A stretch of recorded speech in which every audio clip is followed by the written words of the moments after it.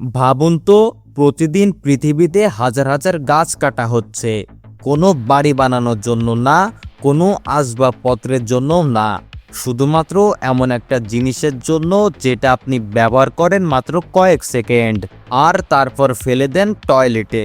হ্যাঁ, আমি বলছি টয়লেট পেপারের কথা।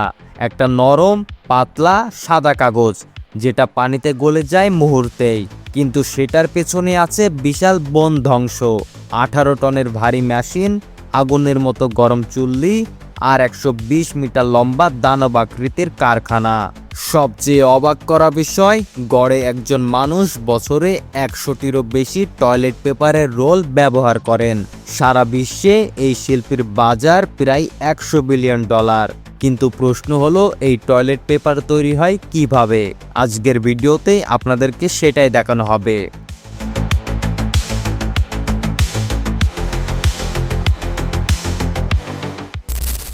সবকিছু শুরু বন থেকে। বড় একটা মেশিন আছে যেটা একাই গাছ কাটে। এই মেশিন গাছ কেটে ডাল সরিয়ে গাছের গুঁড়ি ছোট ছোট করে ফেলে। একটা গাছ কাটতে 1 মিনিটও সময় লাগে না। মজার বিষয় হলো, ভালো ও সোজা গাছ ব্যবহার করা হয় না, বাঁকা বা পরিত্যক্ত গাছ ব্যবহার করা হয় টয়লেট পেপার বানাতে। ভালো কাঠ দিয়ে বানানো হয় আসবাবপত্র।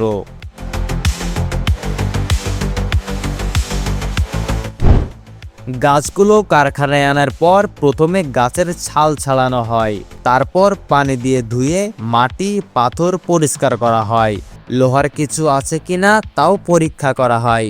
এরপর বড় বড় ধারালো চাকু দিয়ে কাঠকে ছোট ছোট টুকরো করা হয়। এই কাঠের টুকরোগুলো বড় ট্যাঙ্কে দেওয়া হয়, যেখানে কয়েক ঘন্টা গরম করে রান্না করা হয়।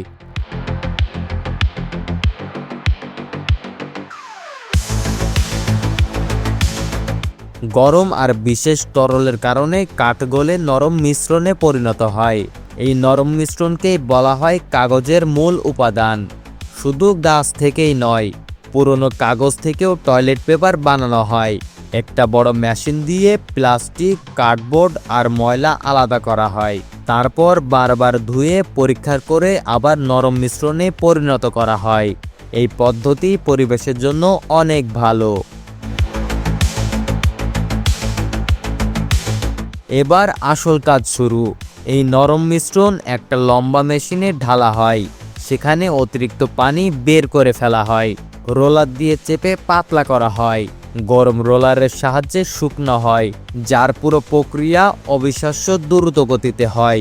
কয়েক সেকেন্ডে ভেজা মিশ্রণ শুকিয়ে কাগজ হয়ে যায়।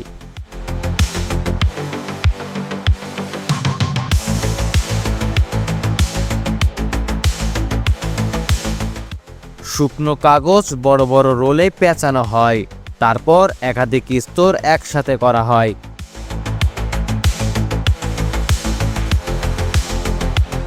উপরে ছোট ছোট নকশা দেওয়া হয়, নরম করার জন্য বিশেষভাবে চাপ দেওয়া হয়। এরপর বড় রোল কেটে ছোট ছোট রোল বানানো হয়, যেগুলো আমরা দোকানে কিনি। একটি বড় কারখানা দিয়ে কয়েক লক্ষ টিস্যু রোল তৈরি করতে পারে। যে জিনিসটা আমরা কয়েক সেকেন্ডে ব্যবহার করি, তার পেছনে থাকে বিশাল প্রযুক্তি আর কঠিন পরিশ্রম। একটা সাধারণ টয়লেট পেপারের রোল আসলে আধুনিক কারখানার এক অসাধারণ উদাহরণ।